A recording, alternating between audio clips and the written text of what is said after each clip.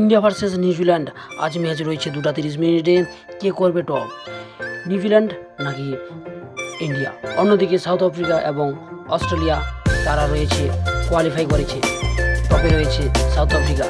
আজকে ইন্ডিয়া বা নিউজিল্যান্ডের মধ্যে যে জিতবে সেও করবে টপ, এবং অন্যদিকে সেকেন্ড যে টপ করবে তার সঙ্গে ম্যাচ হবে।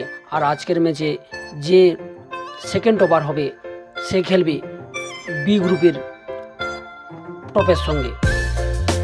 হাই ফ্রেন্ড, আমি বলবো, আর আপনারা দেখেন আমার ইউটিউব চ্যানেল হাসাতাটিক 1991। সবাইকে স্বাগত জানাই।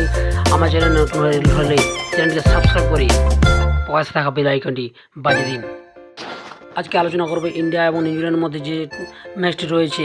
নিউজিল্যান্ড এবং ইন্ডিয়ার প্লেইং 11 কী হতে চলেছে এবং কী পরিবর্তন হবে তা দেখে নেওয়া যাক।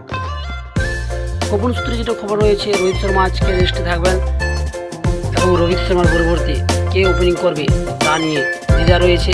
ম্যাচটি শুরু হলেই আমাদের দেখতে হবে টিভির পর্দার দিকে। অন্যদিকে মোহাম্মদ শামিও রেস্টে থাকবেন শোনা যাচ্ছে। সেমিফাইনাল যে টপ করবে তার সঙ্গে বি গ্রুপের সেকেন্ড টপারের সঙ্গে ম্যাচগুলি হবে, আর এ গ্রুপের সেকেন্ড টপারের সঙ্গে বি গ্রুপের টপারের ম্যাচগুলি হবে।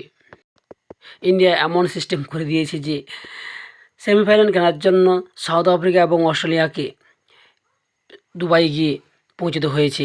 আজকের ম্যাচে তাদের কন্ডিশন দেখেই যে কোনো একটি প্লেয়ার বা একটি দলকে পাকিস্তানে পৌঁছতে হবে ম্যাচটি শেষ হওয়ার সঙ্গে সঙ্গেই।